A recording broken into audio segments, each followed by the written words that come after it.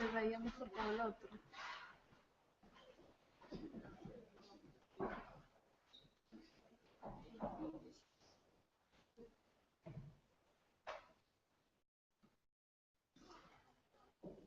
Pues perfecto. Como empezar en tempo é unha cortesía para os que se están aquí, para as persoas que se están a conectar e, sobre todo, tendo presente que vamos a facer a conexión marco medio con éxito dentro de un momento. Decirvos que se foi un placer presentar as persoas que nos acompañan pola mañá. Para mí é un placer moi especial presentar a Rafa Crecente e Inés Santén. Eu creo que un valor desta cultura científica que apelaba ao profesor Díaz Fierros tamén é o valor da ciencia como cooperación. Entonces me gustaría aproveitar un momento para poner en valor e para coñecer todo o que Rafa leva facendo en cooperación científica durante a súa trayectoria, que non me foi pouco.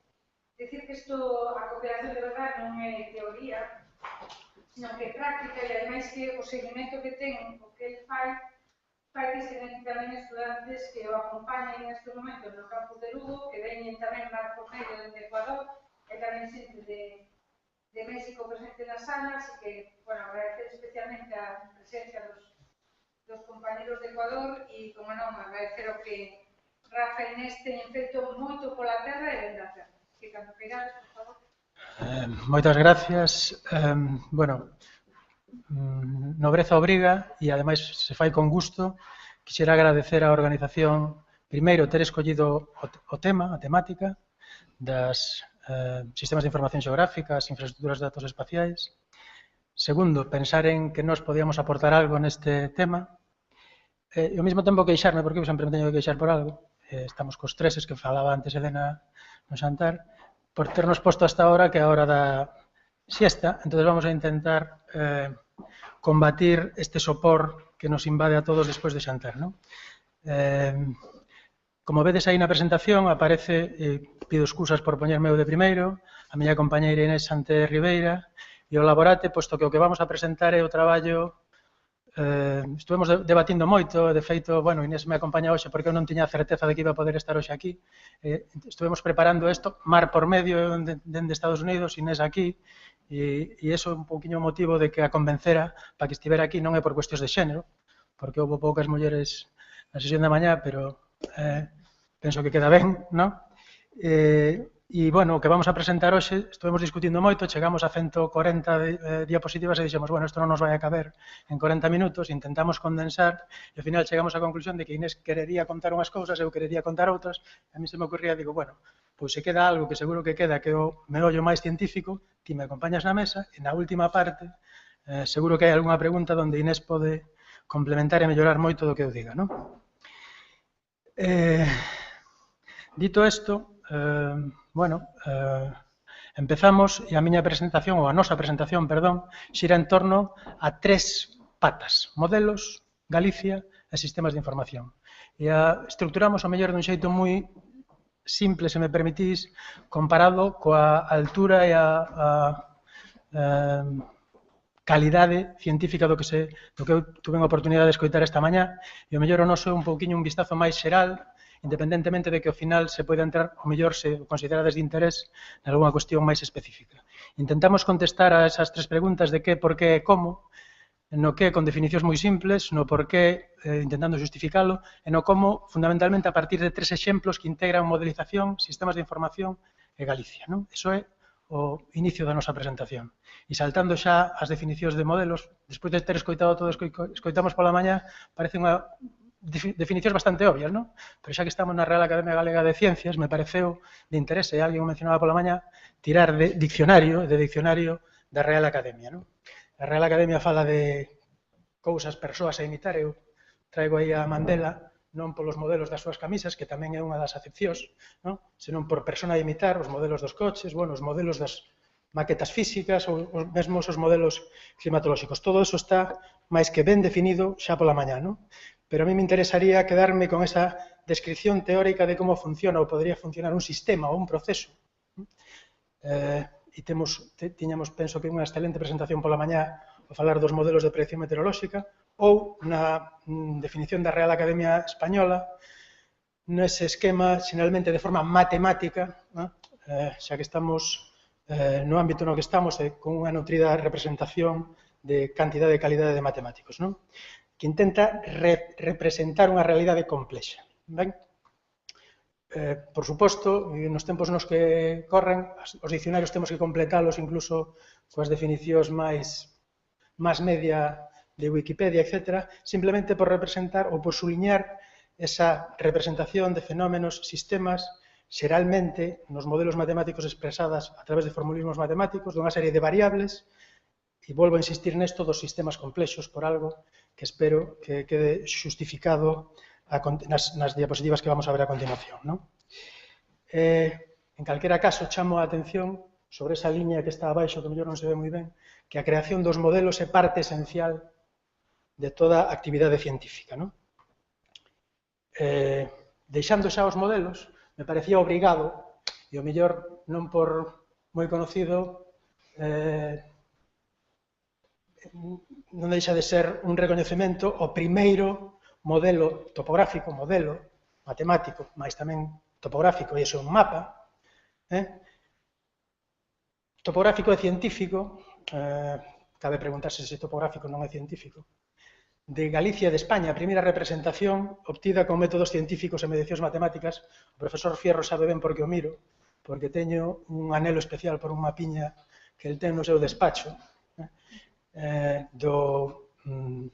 desa primeira carta xeométrica de Domingo Fontán, non? Que se ve bastante mellor que esta que eu intentei descargar de internet, co cual internet ainda non é resposta para todo. Non? Hoxe, esos modelos obtidos por triangulación están superados polos sistemas de posicionamento global, etc., pero non deixa de ser un certo recoñecemento. E esta mañá Elena decía, bueno, é necesario botar unha ollada cara atrás e aínda que suprimimos as 20 transparencias que falaban da orixe e evolución dos GIS, dos sistemas de información xeográfica, penso que é obrigatorio, estando onde estamos, reconocer ese traballo de Domingo Fontán. Non? Que ao mesmo tempo, se queremos definir Galicia, como definiríamos Galicia? Pois supoño que teremos tantas definicións como persoas hai aquí, e probablemente moitos dos que estamos aquí teríamos moitas definicións de Galicia, non? Pero unha forma, probablemente, de empezar a falar dela podría ser a partir de esos mapas ou desa cartografía, non? Pero alguén mencionou esta mañá que unha das etapas da modelización é a abstracción. A primeira delas, entón, correspondería con esa representación algo máis actualizada da cartografía a través de os elementos que consideramos diferenciais de Galicia, non? Que distingue a Galicia do resto do territorio español, por exemplo, non? E nós pensamos que pode haber tres elementos diferenciais dos que vamos a falar con un poquinho máis de detalle, que son a terra en canto en realidade físico-natural, digamos, o soporte que o distingue do resto do Estado pola súa diversidade, orografía, fisiografía, as terras, en canto que ese soporte físico chegou ao home e empezou a repartilo e a parcelalo en parcelas, en terras, o que nós chamamos terras, e os territorios, que son os constructos sociais a partir de, bueno, eu son o propietario de aquí, o Estado ten que garantir que eu son o propietario e que eu poida exercer os meus dereitos. Non? Estamos falando, repito, volvo ao inicio, de sistemas complexos. O título da xornada era Terra e nos entendíamos que todo eso que pretendíamos, o que lle pretendíamos dar unha ollada, non? Pero ao mesmo tempo modelizando, isto é, identificando que tres elementos poderían caracterizar Galicia. Seguramente hai moitísimos outros máis, pero esos son para nós tres que nos distinguen en certa medida, non? E nos distinguen por qué? Bueno, e estou intercalando polo medio, non sei se se ve ou non se ve, pero un modelo digital do terreo de un dos concellos, posto que nesta pantalla, en ese tamaño, é imposible ver toda a nosa diversidade a escala pertinente, pero aí vemos unha vacía, unha cuenca hidrográfica, un límite entre a provincia da Coruña e a provincia de Lugo, do concello de Guitiriz, dos seus pequeniños entidades de poboación e asentamentos. Bueno, esa é a realidade física, o soporte sobre o que todo o demais se construye, non? Todo o resto de elementos van dando forma, configurando e construindo esos sistemas. Primeira cuestión, polo tanto, a nosa Terra é tremendamente diversa e complexa, en formas, en relevo, en ocupación. A segunda das características son as terras. E volvo ao tema de a terra en Galicia. Bueno, esa terra nós, como galegos, ao largo de séculos, a fomos transformando, a fomos ocupando, na práctica totalidade, ata construir 12 millóns de parcelas de propiedade. Cada unha desas parcelas que tradicionalmente chamamos, entre comillas, estructuras agrarias, froito da desagrarización, da perda de ocupación nas actividades agrarias, etc. Todo eso mudou e hoxe son os usos diferentes e outras actividades, etc. Pero sigue existindo unha realidade que condiciona todo o demais. A produción de enerxía, aos emplazamentos industriais, o crecemento urbanístico, etc. Esas terras, esas institucións de propiedade siguen existindo. Se cadra, hoxe, aínda nunha situación moito máis complicada e complexa, sistema complexo, do que era fai uns anos, non? Problemas de abandono, de descoñecemento, etc. etc. Eso que hoxe se chama Land Tenure Systems, que hoxe se chama Land Management, que hoxe se chama Land Administration Systems. E cal é a característica que nos distingue do resto de España e de moitas partes do mundo occidental? Pois que é unha realidade tremendamente fragmentada. Temos 12 millóns de parcelas, unha parcela media de 2.000 metros cuadrados, aínda así considerando os montes veciñais. Toda esa realidade complexa engade dificultades de xestión e de utilización. E é unha realidade fragmentada en canto a tamaño de parcelas, mas tamén en canto a tamaño das explotacións, comunidades económicas que as utilizan, e de parcelas pertencentes a cada explotación. Eso, en termos de competitividade, etc., segundo a teoría económica convencional, nos posiciona en situacións de desventaxa frente a outros sistemas de tenencia. E foi, de sempre, ademais dunha característica, algo co que tradicionalmente se ten combatido con distintas medidas. Isto que vemos aquí non é que sexa un montón de radios, é que hai 70.000 parcelas en 300 km cuadrados. E ao mesmo tempo que esas parcelas teñen un tamaño de mosaico moi pequeno, cada unha delas ten un uso e unha utilización, unha ocupación por actividades tamén moi fragmentada, que redunda en que efectos económicos a súa eficacia e productividade sexa, ou este, polo menos, nos modelos convencionais, moi condicionada. E a terceira das características, vamos da terra antes do home, as terras, cando o home e a muller chegan, ocupan, delimitan, exclúen os territorios como constructo social que nos diferencia e que xestiona un entorno alrededor de que? Dos asentamentos de poboación.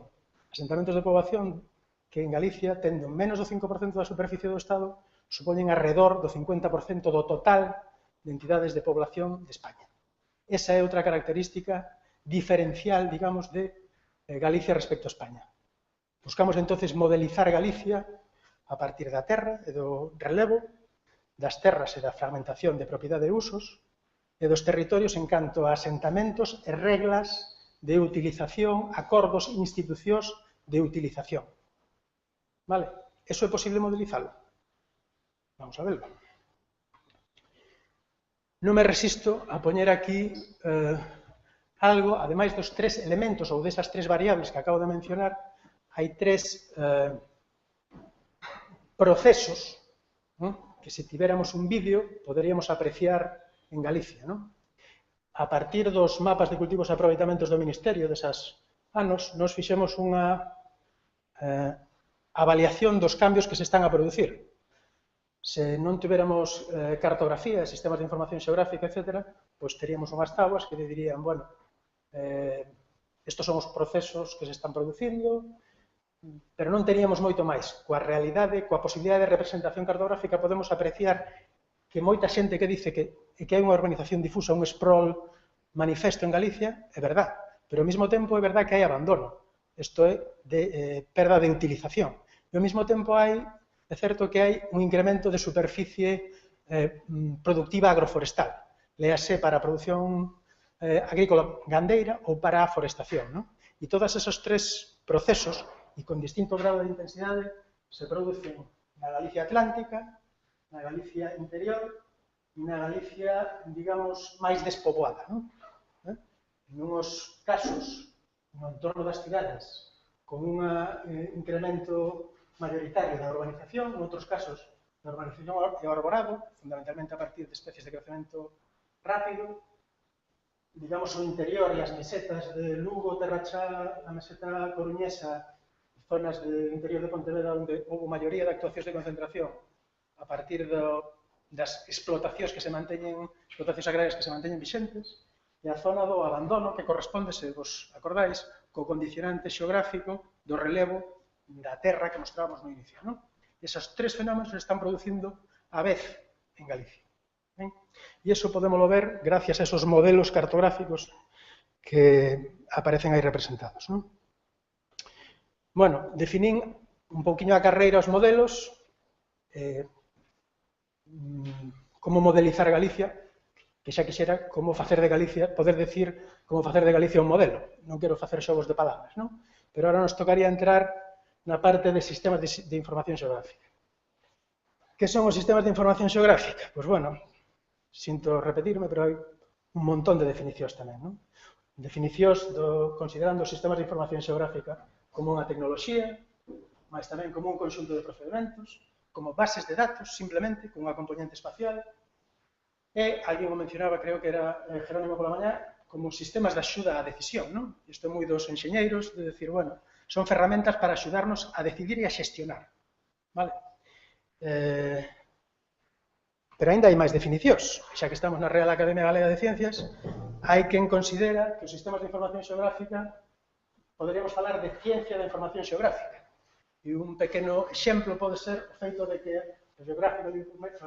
o International Journal of Geographic Information Systems mudou de nome dende os seus inicios no ano 87 ao ano 97 a chamarse ahora International Journal of Geographical Information Science. O sea, xa somos ciencia.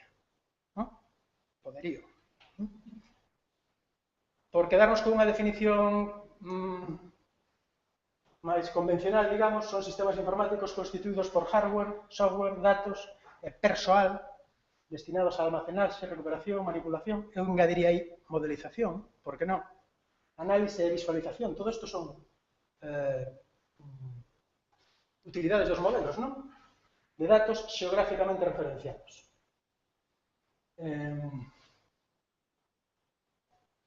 Bueno, decía antes que os sistemas de información xeográfica nacen nos anos 60, houve un impulso cando se crea no ano 69 ESRI, que todo o mundo coñecerá, cando este home, Jack Tagermont, sae de Harvard, crea ESRI, e a partir de aí implosiona ou explosiona toda a parafernalia dos sistemas de información xeográfica. Non? O software comercial, que despois dá lugar a un crecemento exponencial a software libre, etc. Non? Pero volvendo ao tema de investigación, nos parecía interesante, o mellor non moi riguroso, pero facer unha pequena revisión bibliométrica desas tres palabriñas. Volvo ao tres, non? Porque a pequena homenaxe que lle queremos facer ao ano das matemáticas nos quedamos co número, non nos podemos meter nos complexos modelos desta mañá, pero, bueno, o tres. Non? O tres e decimos, bueno, certos artigos hai dentro do ano 2000 que no título teñen GIS. 9.000 e pico artigos. Galicia, só 1.000. Modelos, 1 millón e pico. E aquí me parece que hai bastante xente dedicada á modelización, está nun campo de alta producción, de productividade.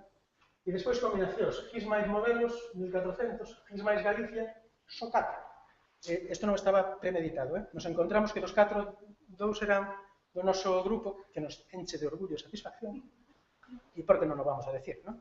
Entonces, un deles era, curiosamente, en Computers and Electronics in Agriculture, que é un traballo do noso grupo, do Grupo de Arquitectura de Computadores da Universidade de Santiago, do Grupo de Arquitectura de Computadores da Universidade da Coruña, que é unha ferramenta para facer reorganización de propiedades, de parcelas, de propiedade, mudando os límites das parcelas, publicado no 2004, e unha segunda...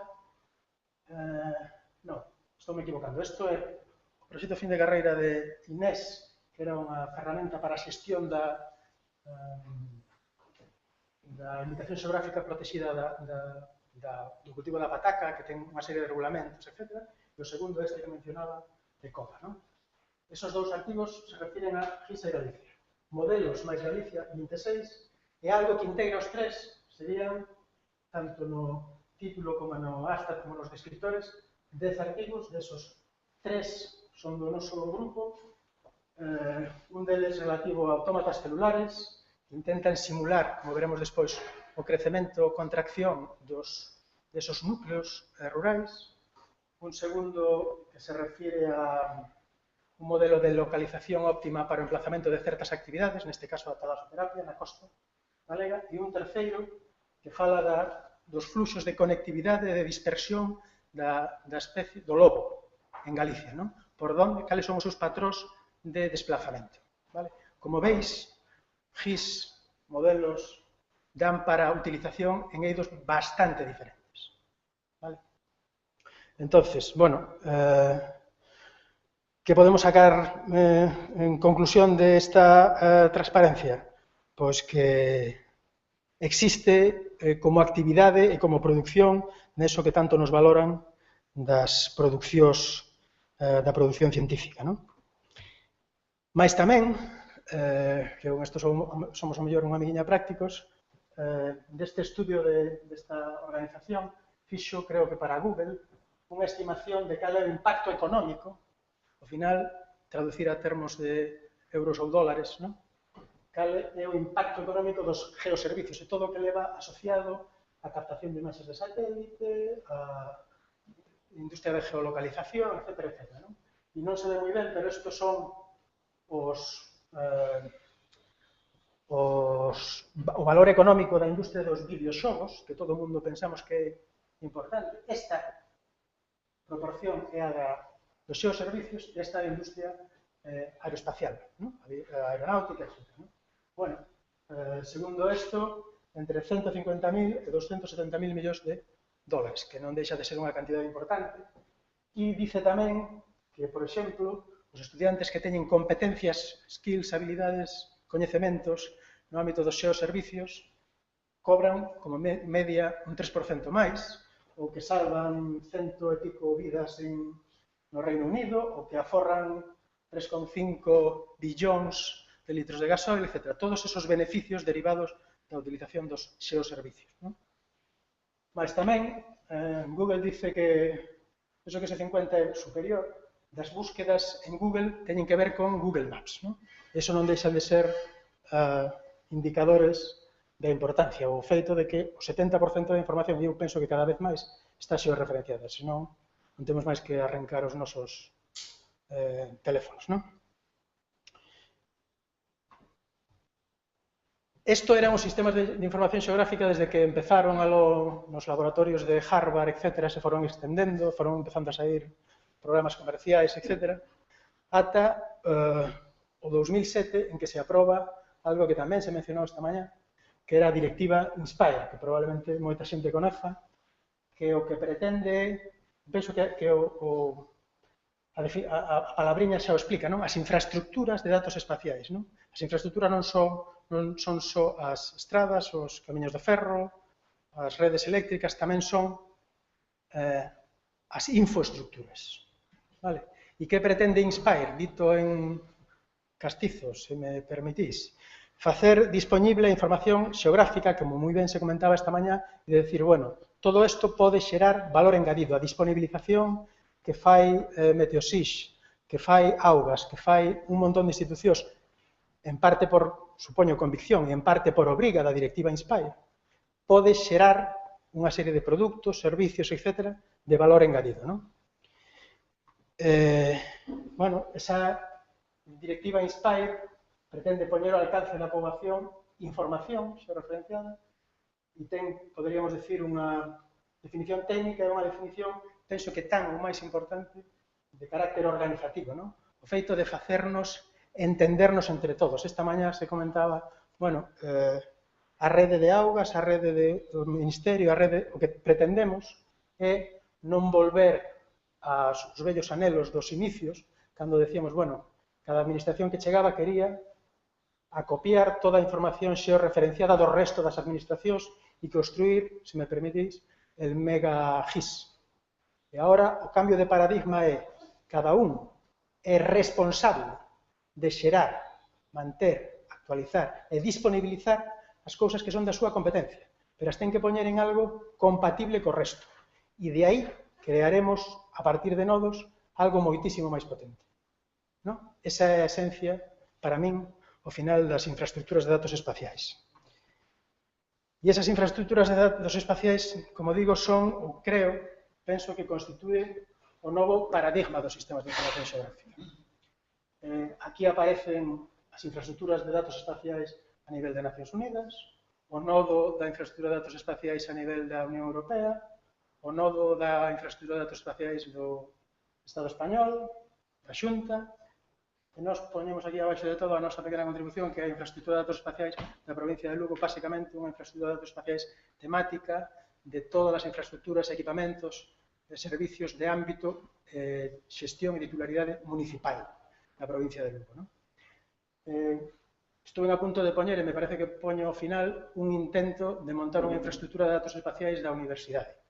E volverei sobre ele ao final, porque penso que na universidade se xenera moitísima información que posta nun soporte máis aló dos JCRs que tanto se reconocen nas publicacións, rendiría enorme beneficio se a poderamos disponibilizar tanto para a comunidade científica como para a académica como para fora. E neso, dentro do SIT, que é unha plataforma tecnolóxica que montamos no 2003 na Universidade de Santiago, no campus de Lugo, pois estamos intentando que todos os nosos traballos estén implementados en esa infraestructura de datos espaciais e teñan como infraestructura de datos a posibilidade de acceso, de partillar e de compartir esa información co resto. E nos gustaría, supoño que isto é soñar, que o resto da comunidade fixera outro tanto e todos aportáramos esa información a esas infraestructuras de datos. Como digo, isto é un bello anhelo. Bueno, máis ou menos, e o mellor moi rápido, e intentando que naide se nos quede dormido polo camiño, explicamos que son os modelos matemáticos, que é Galicia, que tres características diferenciais pensamos que poderían servir para abstraer, generalizar e captar datos para presentar esos modelos. E agora vamos a presentar tres exemplos de tres traballos ou de tres líneas de investigación que estamos desenvolvendo no Laboratorio do Territorio, que teñen que ver precisamente con esos elementos. Como comprenderéis, non escollemos esos elementos ao azar, senón intentando buscar algún exemplo pois eso, que explicase o como, non? A primeira componente, a terra, o soporte físico, o vamos a intentar explicar a través de LIDAR, que tamén se mencionou esta mañá. O segundo, as terras, entre comillas, en plural, como pequenas parcelas na terra, digamos, e os territorios a través de unha plataforma SIS na web que chamamos SISHOT. Vale? LIDAR. Bueno, LIDAR é unha tecnoloxía de amplia difusión e utilización masiva. Cando empezamos con isto hai uns anos, eu recordo que para conseguir os primeiros datos LIDAR tivemos que aproveitar que viña un avión de Reino Unido a volar, facer unha demo para un instituto cartográfico de outra comunidade autónoma, e aproveitamos que pasaba por aquí para contratalo e que nos volara un pequeno cachiño dunhos montes de eucalipto en Trabada, non? E nos costou unha pasta. Vale? Hoxe, os datos de LIDAR están disponibilizados polo PNOA e todo o mundo pode acceder a eles e son datos en bruto, non? Básicamente, un novo tipo de sensor que consigue son datos que teñen multitud de usos e aplicacións, pero LIDAR non son, obviamente, sistemas de información xeográfica. Os sistemas de información xeográfica se alimentan desos datos LIDAR e, ao mesmo tempo, esos sistemas de información xeográfica hoxe son parte das IDES, como antes intentaba explicar, non? O principio de funcionamento é ben simple, ou pode parecer ben simple, porque o que fai é traducir o tempo que tarda un láser escáner aerotransportado nun avión e traduce os tempos en distancias. E o que fai é obter unha nube de puntos, millóns de puntos con coordenadas X, Y, Z. Millóns de puntos. Despois haberá distintos tipos de láseres, con máis menos pulsos por metro cuadrado, distintas características do sensor, etc. Que aporta respecto aos procedementos tradicionais? Pois moita máis rapidez que os procedementos de restitución de cartográficos que existían antes. Hoxe, uns custes moito menores, sobre todo tendo en conta que dentro dese Plan Nacional de Fotografía do Ministerio, cando renovan esas ortofotos que tan visuales son, que tanto, como decía o anterior rector Xenén Barro, tanto teñen feito pola alfabetización digital da sociedade, eu diría pola alfabetización xeorreferenciada da sociedade, pois permiten reducir os custes dunha maneira notable. E, por último, incrementan moitísimo a precisión. Esas tres características fan desa tecnoloxía algo que cada vez ten maior utilidade de aplicación. Que permite? Pois permite clasificar a vegetación, vamos a ver despois uns exemplos, e discretizar que é vegetación, que son edificacións, que é terreo, digamos que permite identificar coberturas diferentes.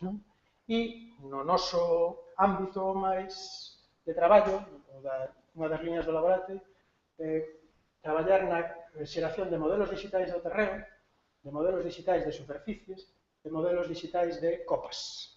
De copas por algo que vamos a ver agora como sustracción dos outros dous modelos para intentar conocer existencias ou inventarios forestais. Bueno, se mencionaba tamén esta mañá algún das súas posibles aplicacións e utilización, sin dúbida para a xestión de infraestructuras, para a xestión de paisaxe, para o planeamento urbanístico, a disciplina urbanística, a xeración de cartografía, para o control da maleza do matorral nas líneas eléctricas que, como sabedes, deben de manter unha distancia de seguridade ás catenarias, para, por suposto, inundacións, sin dúbida para catastro, eterna asignatura pendiente, para o control xeodóxico, xa non hai que ir a redes de triangulación, etc. Nos, concretamente, dentro do grupo de investigación, hai xente traballando no inventario forestal, na modelización do risco de incendio forestal, que, como sabéis, é outra das características diferenciais da nosa comunidade autónoma, e na xeración de modelos digitais urbanos. Sin entrar en moitos pormenores, porque, bueno, isto probablemente o podría explicar moito mellor algunha das persoas que está traballando nas líneas de LIDAR, o meu compañero profesor David Miranda ou algunha outra persoa, esta tesis de Luis Gonçalves o que fixo foi crear un filtro morfolóxico adaptativo que o que fai é, a partir de toda esa nube de puntos que conteñen os primeiros e os últimos pulsos antes de clasificar, chega a discriminar cal é a vegetación alta, cal é a vegetación baixa e cal é o terreo. Que mellor que explicalo eu, penso que se ve nesas imaxes. Que é terreo, que é vegetación baixa, que é matorral, que é carga de combustible e que son as copas das árbores. Evidentemente, todo isto ten detrás a creación dos modelos de árbol individual, a creación dos modelos de masa, por especies, por estación, etc. A modelización do risco de incendio forestal, bueno, pois a partir das variables do terreo, basicamente pendente a orientación, que se obteñen do modelo digital desos puntos X e Z que representan a realidade fisiográfica, das variables de combustible, basicamente da continuidade horizontal e da carga de combustible, da cantidade de biomasa, e de variables humanas como a proximidade da estrada ou a proximidade de edificios e infraestructuras que son tamén, digamos, entradas do modelo a partir dos datos LIDAR. Ese é un índice de risco proposto que ten en conta todas as variables que acabo de mencionar e a representación espacial de onde o índice de risco é maior, menor ou máis baixo. Co que eso ten de representación xeorreferenciada e axuda para a prevención, xestión de incendios, etc. Outro tanto respecto aos modelos digitais urbanos e as distintas, bueno, a xente do grupo está traballando en distintas resolucións a partir de máis menos pulsos por metro cuadrado, 8 pulsos por metro cuadrado, 1 pulso por metro cuadrado, ver que ganancias e perdas hai de calidade, porque evidentemente os os costes tamén son diferentes, non? Ainda que isto, na miña opinión, a tecnoloxía corre tanto que as conclusións que un obtén, en canto volve aparece outro aparato, hai que ir sempre atrás da tecnoloxía, casi, non? Me dá a impresión. En calquera caso, sirve se trasladamos isto da modelística dos datos á xestión diaria para que un concello, por exemplo, poida inventariar dunha forma relativamente doada as construccións sin licencia, as incluídas en ordenación, non ordenación, os impostos de actividades, os impostos de titularidade, etc. O sea, isto podría ser, e de feito algúns concellos utilizan para incrementar os seus ingresos e ao mesmo tempo legalizar certas situacións de non legalidade na actualidade. Quero dicir, inscripcións non registradas nos catastros, etc. Eso, polo que se refire á terra e os modelos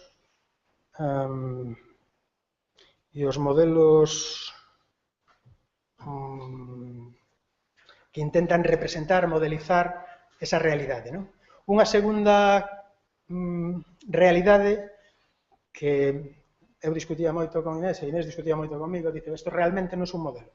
Pois probablemente non é un modelo, pero para min é unha representación de cal é a situación das terras en Galicia, das estruturas agrarias, etc. E iso penso que é fácil de conocer a través desa ferramenta que se chama Sitegal, Sistema de Información de Terras de Galicia, que dá soporte ao Banco de Terras, que é un intermediario entre propietario e usuario, sin cambiar a propiedade, intenta fomentar o cambio de utilización, combatir o abandono, redimensionar explotacións, etc. Todos esos complexos procesos que tamén, máis aló da climatoloxía, das ondas e tal e cual, se producen nas terras. Ao mesmo tempo que o Banco de Terras dá soporte, ou vai a dar soporte tamén, a outra actuación convencional que son as concentracións parcelarias. E teño que acelerar. O sistema de información, pois eso, está conectado a outra serie de fontes de información como catastros, SIGPAC, etc., e permite conocer esa realidade, conocer a evolución, os cambios. Por que é útil? Pois basicamente porque, como diría Coase, reduce os costes de transacción e os costes de información. Os costes de información á hora de facilitar as transmisións de usos propietarios. Un modelo que se fixo para, e por aquí hai alguén que participou en eso, para modelizar a oferta e a demanda de terras, para favorecer a mobilidade, os cambios de usuario, pois é o que se representa aí, onde non nos vamos a parar moito. E por último, intentamos reflexar a situación das terras, nos queda a dos territorios. E cando estábamos presentando isto, preparando esta presentación, Inés desde aquí ou desde Estados Unidos, apareceu un acordo do Consello de Goberno da Xunta do 10 de 2013 e dice, temos que crear unha plataforma urbanística digital en Galicia para eso. Eso está copiado da presentación da Xunta. E, curiosamente, nos estamos traballando nunha plataforma SysWeb que pretende todas esas cuestións e que está feito con software libre para facilitar a formulación, a tramitación, a participación e a xestión de algo tan complexo como son os planes xerais de ordenación municipal, que a todo mundo conocerá e algún sufrirá, algún disfrutará, pero que intenta, digamos, establecer as reglas de uso e utilización do territorio e condicionar, en certa medida, os dereitos de propiedade. Esa ferramenta ten un visor cartográfico, ten un foro cartográfico e ten unha serie de, eu lle puxen aí apps, de pequenas aplicacións, pequenas ou grandes, aplicacións que son, por exemplo, OpenRules, Simula, unha ferramenta de delimitación de núcleos, e todo isto feito a partir de dunha serie de modelos, ese o visor cartográfico, o foro cartográfico onde un pode participar nas propostas de ordenación, na presentación de alegacións ou planeamento, presentación de alegacións non en papel, senón vía telemática, con certas ferramentas para axuda nos equipos de planeamento sempre numerosos e de difícil coordinación.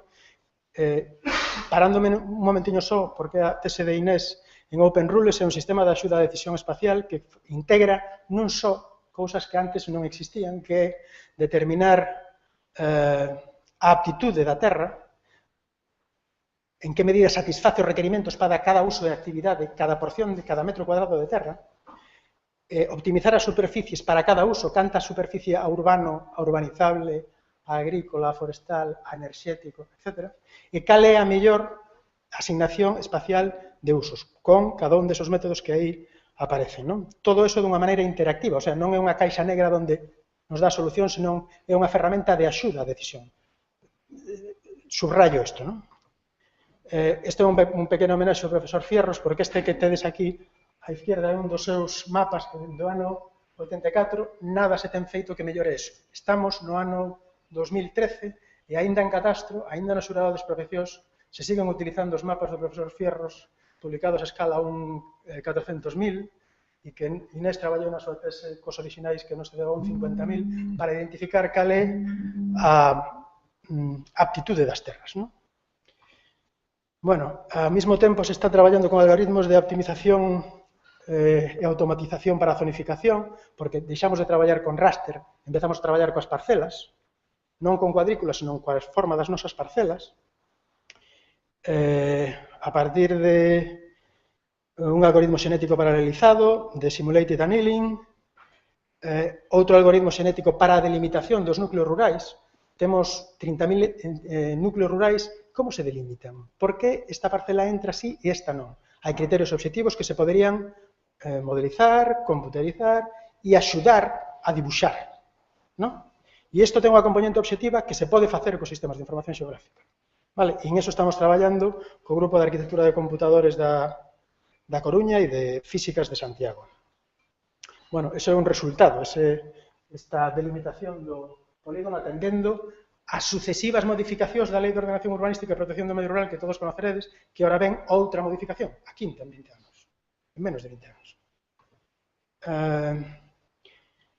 Outra ferramenta é Simula, que pretende, bueno, intentamos traducir os pequenos núcleos rurais o crecemento ou contracción da expansión urbana ou non urbana, non? A través de autómatas celulares, ese é o modelo que propuxo Andrés na súa tese, e os resultados no Concello de Ribadeo. Bueno, a xeito de conclusión, moi rápida, líder basicamente de información bruta de precisión e calidade, terras produce información derivada a partir da información inicial e permite a administración de terras unha ferramenta, unha disciplina eternamente pendente en Galicia, tendo as características de terras que temos. Non se ten feito a administración de terras, tal e como define a Organización Económica para a Europa de Nacións Unidas. E SIXOT que produce? Pois información e coñecemento a partir dunha serie de modelos que aparecen aí e millora, dende logo, a coordinación, equipos, administración e poboación. A medida que ascendemos de líder a SIXOT, aumenta a calidade e o impacto da información, o coñecemento e o número de axentes. Temos que ir ao segundo bloque de conclusións. Os modelos xeran información e coñecemento, pero case sempre están asociados a disciplinas que son difíciles de entender por outras disciplinas. Exemplo dos modelos econométricos ou dos climatolóxicos. Son difíciles de entender para os que non están en esas disciplinas, non? Pois cada modelo está embebido nunha linguaxe, pero na nosa opinión as tecnoloxías de información xeográfica parece que transmiten, que colocan todo nun sistema de referencia, e o fan, porque todo se o referencian e permite integrar información sobre esa base de diferentes disciplinas, non? Penso, ademais, que as tecnoloxías de información permiten xerar novos coñecementos por a súa capacidade de integración. E, por último, a administración. Eu diría que tamén, ás veces, a propia academia é sectorial, cando non corporativa, ten grandes dificultades para partillar, empezando pola propia universidade. E a realidade é que o territorio, e Galicia, e esa ollada xeográfica que se reclamaba no título que se nos propuxo para esta pequena presentación, é que non entende desas fronteiras. Eso de rural, urbano, agrícola, todo eso son inventos que nos creamos para delimitar, pero todo é moito máis complexo e moito máis cambiante, non? Eu penso que vai sendo tempo de sustituir o papel, e os que traballan estas cousas saben ben a que me refiro, cando hai que entregar 7, 8, 9 copias de papeles así, cando poderemos entregar en digital, non? Poderíamos ir sustituindo esos orzamentos de papel por participación, non? Esas son algunhas referencias da web. apuntaba aí ao final ese visor LIDAR que con esos datos que disponibiliza o PENOA temos unha rede cos grupos de arquitectura de Coruña, Camiños da Universidade da Coruña tamén, Arquitectura de Computadores de Santiago, o SIT como plataforma e nós mesmos que estamos creando ferramentas para utilizar esos datos brutos de LIDAR. Algúnas referencias e, por último, a miña cita favorita de Montaigne, que naide está libre de decir parvadas, o que non é perdonable é dicilas con énfase, e eu espero que se dixen moitas me deseipades disculpar pola segunda porque iso é cuestión do meu carácter. É a miña cita favorita, lles contei fai anos a un profesor mexicano e sempre a traigo a colación. Vale.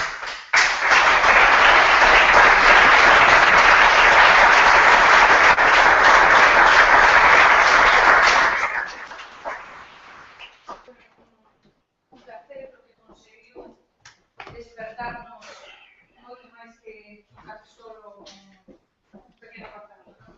Así que moitas grazas polas achegas e moitas grazas sobre todo por compartir. A palabra está partillar, non? Que parece que nos dá a sensación de cambiar o concepto de leira, non? Tanto repartir as entramas, e parece que non tocamos nada.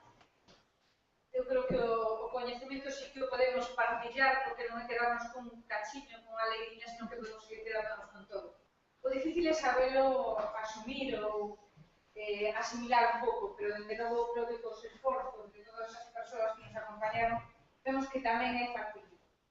Decía Rafa que se había suficientes matemáticas ou non, pois eu creo que hai moitas e ademais son as matemáticas que hai moita xente de fora de Galicia, pero a mí me gustaría transmitirles que o sentimento de terra aquí en Galicia, que por eso fixemos o concurso xogar coa terra con mayúsculas e a terra con minúsculas, e a terra en Galicia sempre con mayúsculas, para que sexa unha leiriña, porque o que temos mamado dentro da casa, e sobre todo creo que a relación coa terra é moi matriarcal en Galicia, non? Entonces, bueno, esta terra nestas jornadas que está moi presente e creo que as matemáticas están moi presentes. Os algoritmos genéticos son pois, o máis top, o máis actual do que se pode compartir. E eu me alegro que mencionas a Domingo Fontán, porque case foi imperdoable que uno non mencionase ao principio, porque é un matemático e xeógrafo, e precisamente cando Jerónimo falaba do estuario do Kraus, esos estudos de inundacións os podemos facer con xente de xeografía. Eu tiña un empeño especial que, ademais da xente do campus de Lugo, estivese xente de xeografía de Santiago, porque era que están presentes. Así que moitas grazas por cubrir as eiras da organización e alguna cuestión, valoración, si por favor. O homenaxear. Bueno, no, en primeiro lugar agradecería a cita, pero máis que nada quero utilizar como base para unha reflexión. Unha que na introducción dese traballo decíamos que o facíamos coa pretensión de que nos durara o planeta para 10 ou 15 anos. 30 anos despois, o que nos está a falar xa non é da vontade do traballo, senón do que non se fixo despois do noso traballo. O que quero é reflexionar sobre o cambio que houve nas directrices da investigación de terras e dos solos, de que fai que realmente estes traballos prácticamente despois da nosa xeración dos fungos sobre os que realmente pateamos a terra, non hai ninguén volver outra vez a facer isto. Por tanto, estou a primeira reflexión de cambio de política e de que aquí non se fixa nada ou casi nada despois disso. E a outra, a segunda, é que a nosa xeración foi probablemente a primeira, foron os nosos mestres pioneiros, que empezamos a utilizar o que lle chamábamos daquela os sensores remotos. Eu creo que agora ninguén fala de sensores remotos, porque é obvio, todos son sensores remotos, todo é satélite, pero eu creo que unha data, se non tan importante como a de Fontán, como que fixo a triangulación con un pulo e recorrente toda Galicia, foi o momento en que chegou aquí a Galicia nos anos 50 o bo dos americanos, o bo do ano 45. O bo do ano 45 permitiu a nosos xefes, e eu tamén traballei con ele, naquele momento xa había outros, permitiu-nos utilizar o que lle chamamos daquela sensor remoto, non só o traballo a pele e terra, sino xa utilizar fotografía aérea, a interpretación de fotografía aérea, toda esa forma. Creo que é unha data importante para a nosa historia en relación á interpretación do territorio. Os anos 50, 50 e tantos, foi cando chegou a punto do 45, que foi a primeira, creo, que houve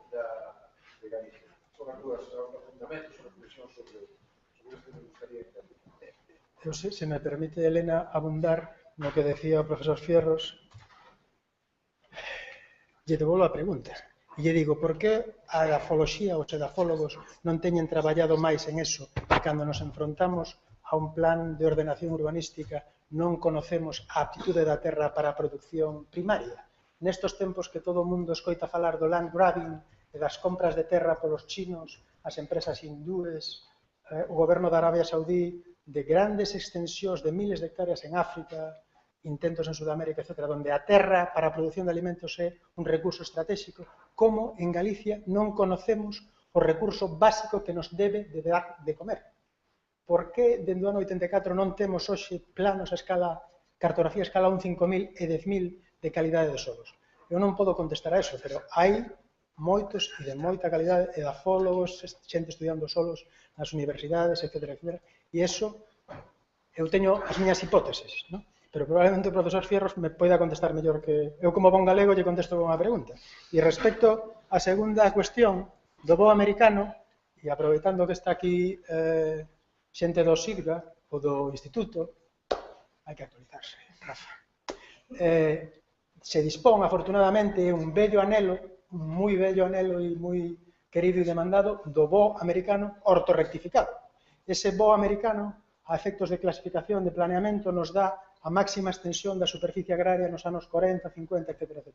Eso debería de ser, por lei, na miña modesta opinión, unha información de obrigada consideración na formulación do planeamento. Por exemplo, por que temos que considerar a rede natura e o 12% e protexer os espacios naturais e non temos que identificar, valorar, clasificar e xestionar o solo que nos dá de comer? Cando, repito, chinos, hindúes, Arabia Saudí, etc., están comprando millóns de hectáreas. E nós pensamos que aquí en Galicia medra todo. E non é verdad. Como o profesor Fierro sabe, os solos de calidade A son mínimos. E están precisamente por ese determinismo xeográfico nos asentamentos, nesos 30.000 asentamentos de poboación que teñen a súa coroa e están emplazados nos mellores solos, todo ese solo que se está ocupando polo sprawl, por esa urbanización difusa. O sea que temos pouco e o pouco que temos ainda estamos perdendo. Contestando a primeira parte, eu teño unha explicación. Que nos anos 80, a edafoloxía, o estudio dos solos, tiveron como dúas posibilidades. Bueno, tiveron un primeiro lugar, entrou a problemática ambiental. Entón, digamos, os estudos de solos que tiñan máis facilidade de colocarse en revistas internacionais eran os estudos de ambiente, medio ambiente, que non tiñan nada que ver ca cartografía de terras. E, por tanto, hubo unha reorientación de todos os traballos cara a, vamos a chamarle, o medio ambiente e os solos. E a segunda, que a rentabilidade de publicacións da cartografía é mínima. É mínima. Podes publicar un libro, con un pouco de sorte, se hai que se publique mapa, pero despois en revistas especializadas, creo que ese traballo noso, pues, tivemos un traballo nunha revista especializada, me parece, pero o resto é o libro, non? Por lo tanto, esas dúas razóns parecen un pouco prosaicas, sobre todo a segunda, creo que están na base do cambio de orientación radical que houve nos estudos e traballos de ecología. Non só aquí en Galicia, senón en España, e debería decir tamén en Europa. Esa era a miña sospeita, que non se premiaba académicamente ese tipo de publicacións e de investigación.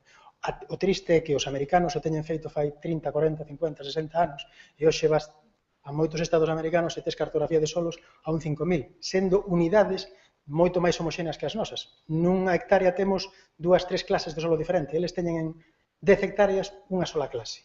E aínda así teñen cartografía un 5.000, un 10.000. Nós temos a escala un 50.000. Eu, en algún proxecto, intentei con algún profesor ou profesora de edafoloxía, oye, neste proxecto non podríamos xerar cartografía a escala un 5.000. Non, é imposible, non se pode. Non sei por qué. Eu penso que é unha eiva fundamental para o coñecemento da terra. Empezamos polo solo. Empecemos polo solo. Pero me acaban de contar dentro do público que hai, non sei se unha reproducción, ou aquí no Consello hai algún mapa de... Sí, hai un original aquí no foto. Hai un original aquí no foto. Habría que facer unha visita guiada. Sobre todo os que vienen de Ecuador, que volverán moitas veces. Era propiedade de García Sabel.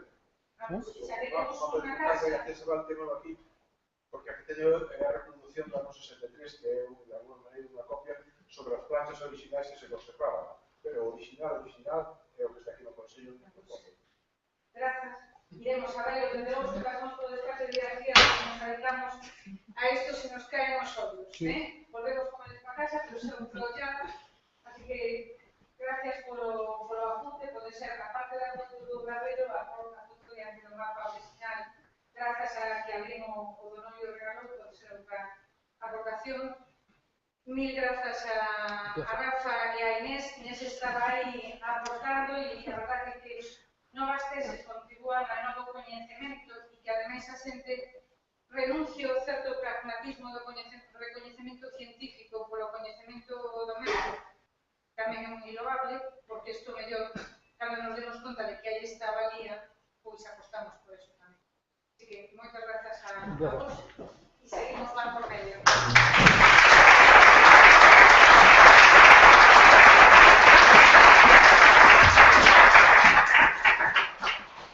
Bueno, o que imos facer agora é isto que vai anos tamén o mellor, igual que os modelos 3D sería máis impensable, que unha investigadora desta universidade, bueno, de Galicia, que se formou fora, que se leestes o currículo de María Loureiro, unha das cousas que quixo reflectir e que sobre todo está moi orgullosa de que se tivese ofrecido a oportunidade de voltar a Galicia. O que pasa é que ten unha componente de electrón, ora que xa creo que me está, non sei se me está escoitando. Non me está escoitando, pero bueno, está en Galicia, pero como a reclaman... María.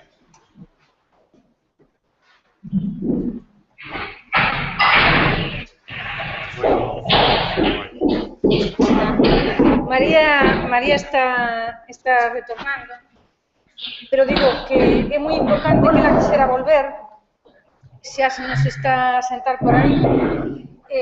Eu vou a facer a singularidade. Boa tarde, María. Bo día, María, non? Vou a facer a singularidade. Esta mañá fixen como unha presentación conxunta de todo o elenco de relatores e relatoras.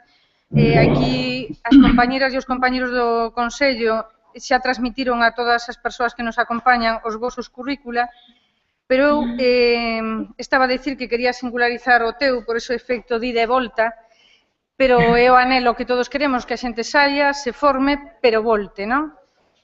E a parte dos premios e recoñecementos que ten María, cando a convocamos para este tema, ela comentounos que iba a facer algo singular, que iba a poñer en valor tamén o noso patrimonio,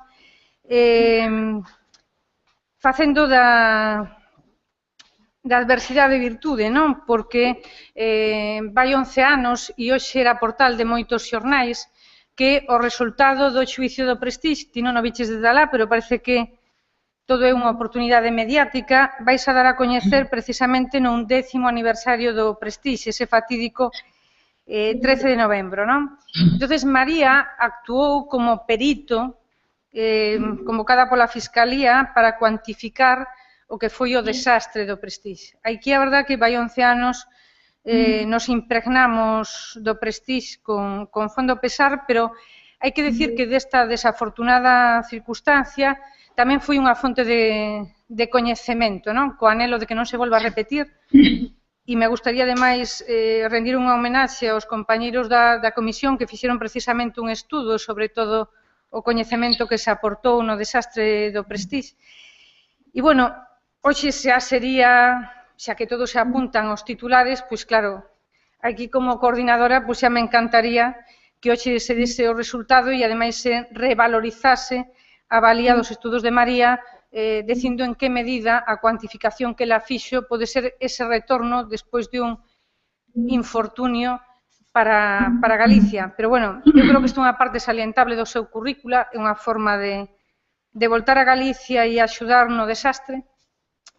E agora que creo que as probas de sonido funciona, decirvos que como vai a funcionar isto é que a boa de María vai entrar directamente...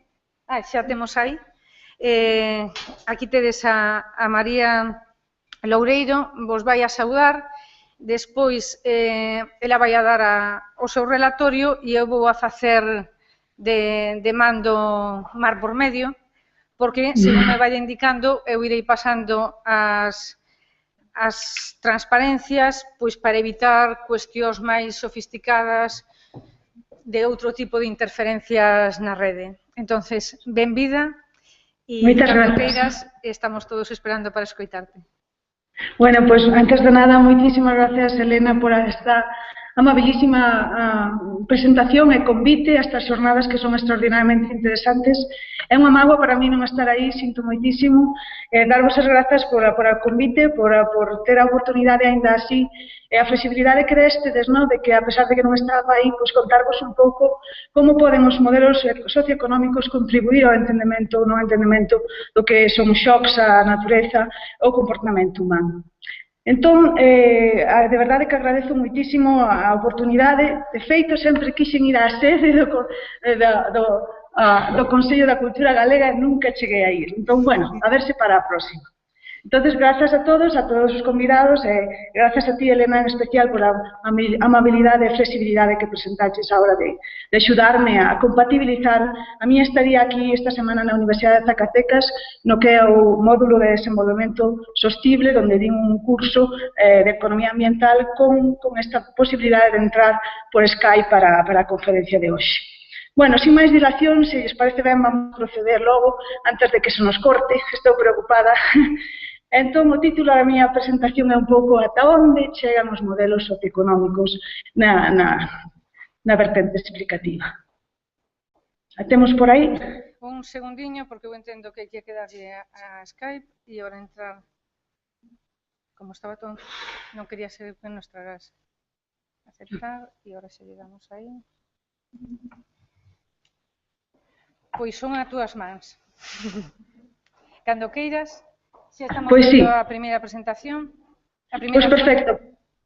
Pois antes de nada, como decía, moitísimas grazas polo convite, para mí é unha imensa oportunidade compartir pois algúns dos achegos que fixen no ámbito da socioeconomía en Galicia relacionado cos recursos naturais, en concreto hoxe cos recursos marinos.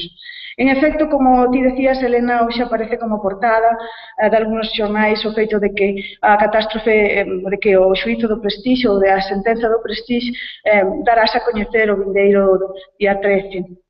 Bueno, confiamos que sexa unha sentenza razoable con respecto aos danos ocasionados.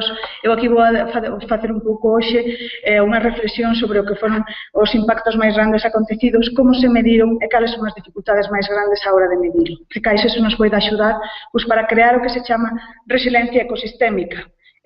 Se, por desgraza, nalgúna vez volve a acontecer algo así, estar mellor preparados para afrontalo tamén desde un punto de vista socioeconómico e ambiental. Bueno, pois, como podemos observar, se pasamos á seguinte diapositiva, o obxectivo dos modelos socioeconómicos non é outro que entender ou ter un poder explicativo sobre o comportamento humano. Comportamento humano relacionado con que? Relacionado con shocks, alteracións do medio ambiente, pero tamén unha capacidade preditiva, unha capacidade de tratar de entender, bueno, cales poden ser as consecuencias no futuro. Os datos en sí poden ser tanto recolleitas de estadísticas como de individuos, porque vamos a considerar tamén que moitas veces non temos os datos per se, temos que recollelos a través de estadísticas que nosotros elaboramos. E, por outra banda, lóxicamente, tamén temos que considerar outra serie de cousas. Entón, temos o feito de que en moitísimas ocasións xa, para empezar, non hai datos. Vamos a ter que partir da creación dun cuestionario para establecer os datos de partida. Eso en moitísimas ocasións vai a ser un problema dificultoso, pois é caro. Agora ben, pero se pasamos á seguinte diapositiva, vemos que a complexidade do comportamento humano non é fácil de predicir. Entón, a primeira limitación dos modelos socioeconómicos é o feito de que o comportamento humano é complexo. Polo tanto, calquer modelo que non incluya vertentes socioculturais, emocionais ou de trasfondo emocional e psicolóxico non acertará no que é a predicción e entendemento do comportamento humano. Especialmente cando falamos de valores relacionados ca natureza e tamén cando falamos de percepcións hacia o medio, entendemento do noso medio e demais. Polo tanto, o que nos vamos a topar é que moitas veces os datos, a grosso modo, non reflexan as preferencias nin as accións de mercado que se están a levar a cabo con determinados bens e servicios. E aí teremos a nosa primeira pedra de escollo que temos que superar. Polo tanto, para comenzar, temos xa un problema moitas veces en ocasións de datos. pero por outra tamén temos que ser conscientes de que un modelo puramente matemático, estrictamente matemático, sen engadir a vertente emocional, cultural e de trasfondo psicolóxico, non vai acertar a hora de predicir o comportamento humano. O comportamento humano é complexo, moi complexo, e, polo tanto, vamos a ter que facer análisis multisectoriais e análisis tamén con múltiples equipos, análisis multidisciplinais para tratar de afrontar algúns dos problemas cos que nos vamos a topar. En concreto, eu agora lles vou a comentar un par de cousiñas con referencia ao estudo que se fixo para a Fiscalía no que é a estimación dos servizos ecosistémicos perdidos polo accidente do buque Prestige. Non sei se me están escoitando ben, escoitanme? Perfectamente. Pois moi ben. Pois, con permiso, sigo porque non vai a ser que se nos corte, despois se eso reenganchamos e tomamos as medidas. Bueno, pois, decirles que, efectivamente, os modelos socioeconómicos son extraordinariamente útiles, pero agora ben, necesitamos máis variables explicativas. É dicir, temos que entender ben o que é o coñecemento humano, a relación do ser humano co medio, antes de modelizar o seu comportamento. Por outra banda, tamén temos que considerar que temos sistemas complexos. Aquí agora non únicamente vamos a falar en moitas ocasións de modelo socioeconómico, senón que imos ter que ampliálo ao que é máis un modelo bioeconómico. Por unha banda, imos ter o que son os aspectos biolóxicos do sistema e por outra, imos ter a interacción dos humanos con ese sistema. Entón, hoxe en día, no ámbito da socioeconomía está moi de moda, estáse poñendo de relevancia o que son os modelos bioeconómicos e, de feito, xa hai unha sociedade internacional de bioeconomía que estuda a relación entre o home e o medio ambiente. Polo tanto, tamén é importante recoñecer que necesitamos desos equipos internacionais non internacionais, interdisciplinais, internacionais e cais tamén, para estimar o que é os valores dos servizos ecosistémicos perdidos en algunhas circunstancias. E este foi o caso do accidente do buque Prestige. Entón, o que imos a estimar, no caso da pericial para o buque Prestige, o que se fixo foi estimar todos os valores que a naturaleza deixou de proporcionar debido ao shock ambiental que aconteceu. E pasalo a unidades monetarias. E por que pasalo a unidades monetarias? Non habería outras unidades ecolóxicas equivalentes? Pois sí, pero a forma de reclamación ante un xuízo en España é solicitar unha compensación económica, entre outras posibles cousas. Entón, aquí o que se pretende é estimar, entón, o que foi o traballo presentado á Fiscalía, a estimación dos servizos ecosistémicos perdidos polo accidente do buque Prestige. Pasemos logo á seguinte diapositiva. Helena, non as vexo, non sei en cal vas. Servizos ecosistémicos, aplicacións actuais.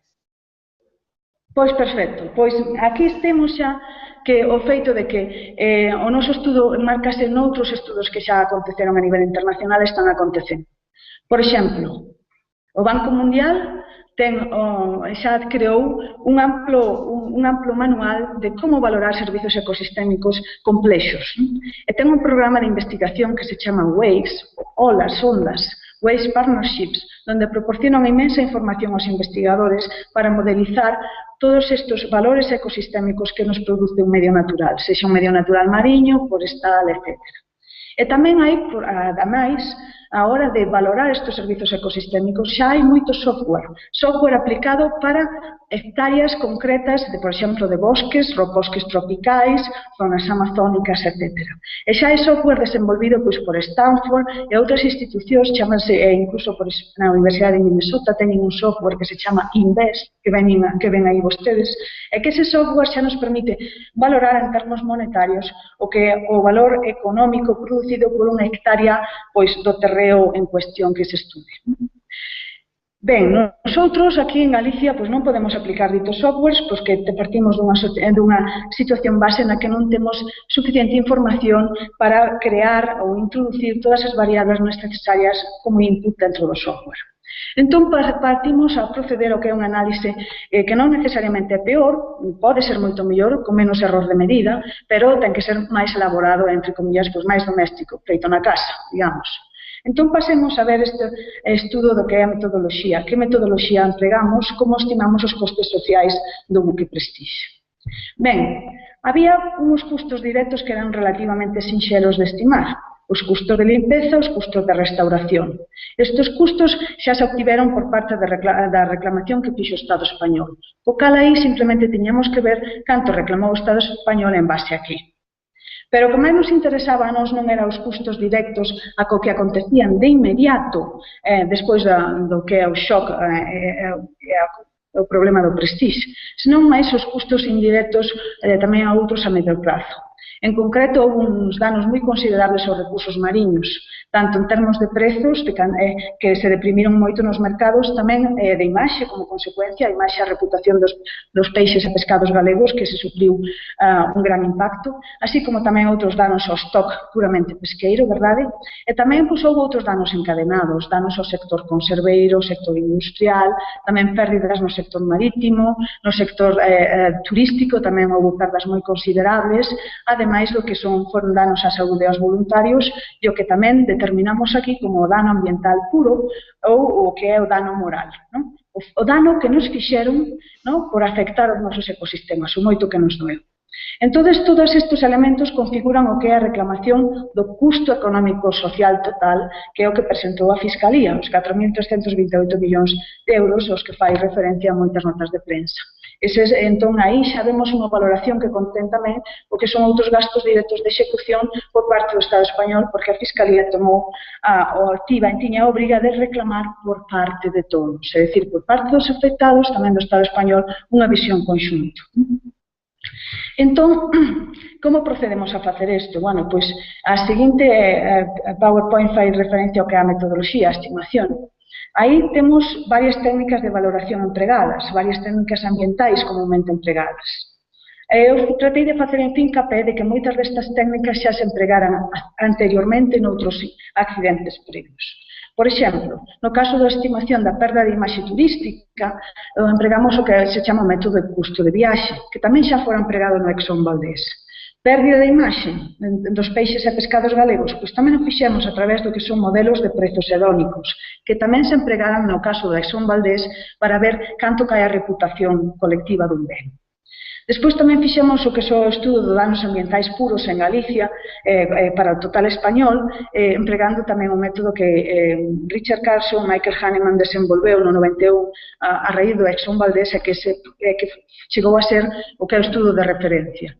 Nós tivemos unha gran oportunidade de replicar e refacer o estudo adaptando ao caso galego e de aí sacamos unha publicación bastante citada.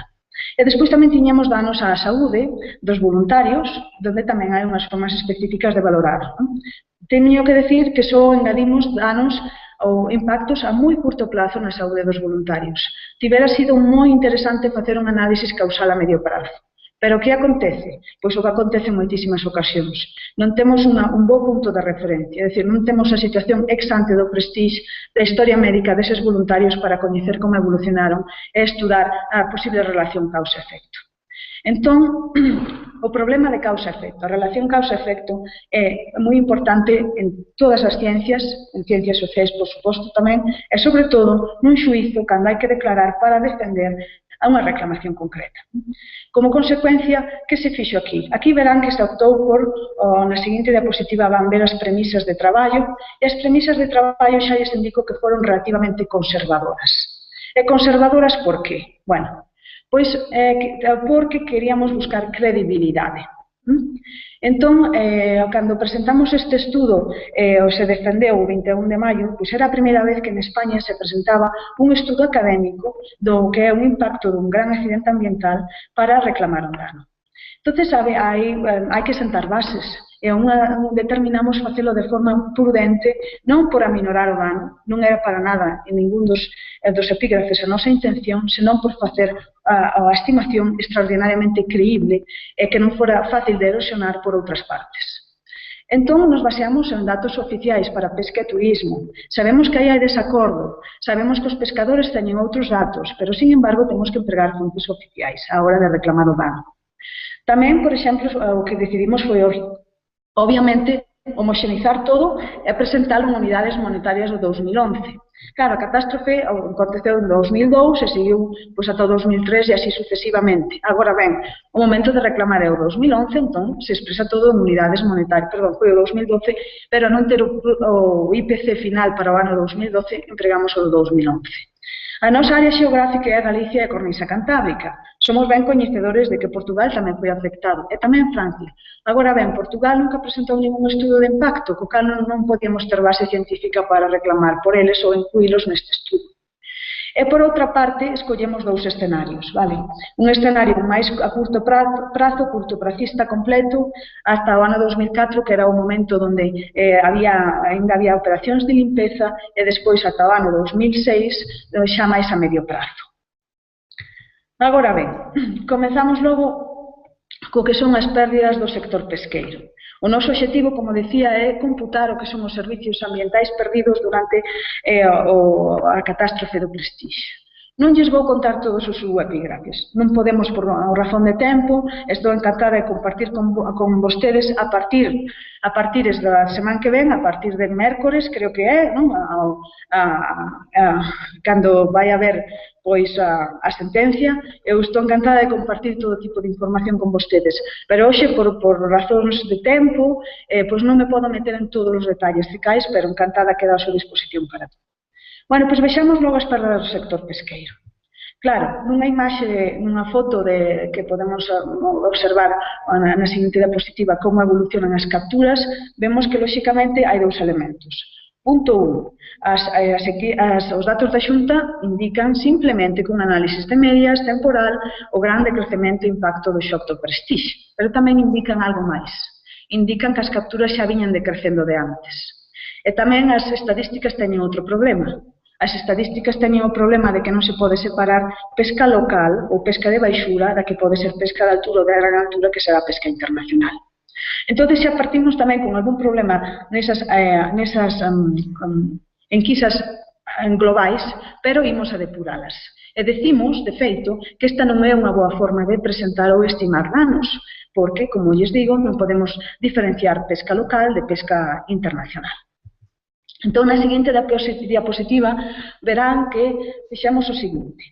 Un elemento moi importante a hora de definir shocks nun ecosistema é tomar un ano base.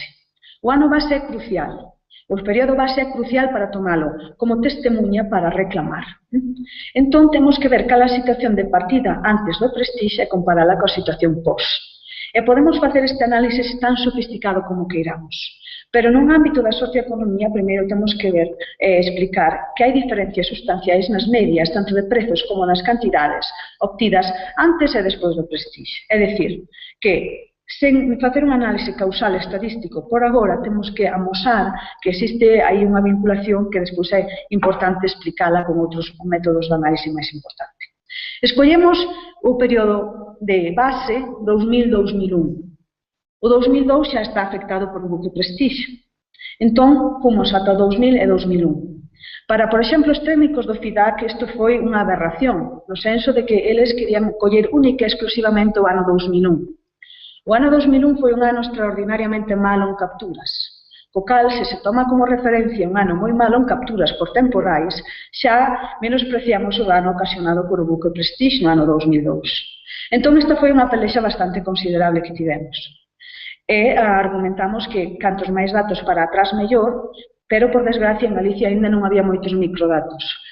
No que lles vou a presentar a continuación, se fixemos un estudo de datos desagregados por lonxa, pero solamente había datos viables e bons dende o 2000 ata en adiante. Co cal temos un período base limitado, pero ainda así moito máis rico que o que o FIDAC quería pretender facer, que era utilizar o ano 2001 única e exclusivamente.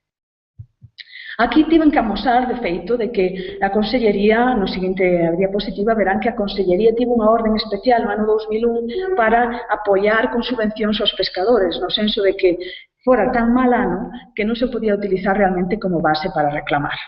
Entón, tomamos datos 2001 como punto base inicial, comparando, na seguinte diapositiva verán, as perdas no sector turístico en diferentes anos, pesqueiro.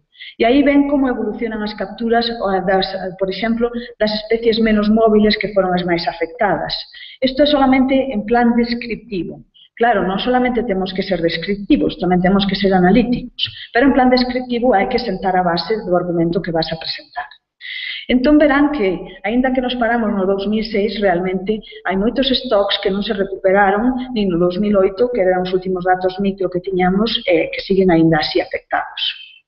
Pero tamén, se veamos na seguinte diapositiva, onde se ven máis as perdas con respecto a esta cantidade, as nosas perdas en stock de kilos obtidos e vendidos en lonxas galegas durante os diferentes anos, stocks das especies máis afectadas, verán, como lles digo, que aí non se recuperan hasta o ano 2008, nin moito menos. Sin embargo, temos outro problema. E o problema que acontece no 2007 e 2008 é que xa empeza a haber estudos da Xunta que nos fan a advertencia do impacto do cambio climático. O cal temos outra vez que designar, bueno, que vimos facer. No 2007 e 2008 hai outros elementos externos ao Prestige que nos van dificultar a relación causa-efecto. Entón, decidimos acortar ata o 2006 para que despois non empregaran estes outros informes da Xunta para indicar que, bueno, mire vostede, no ano 2007 e 2008 hai moitos outros factores como o cambio climático que tamén poden afectar a estes recursos.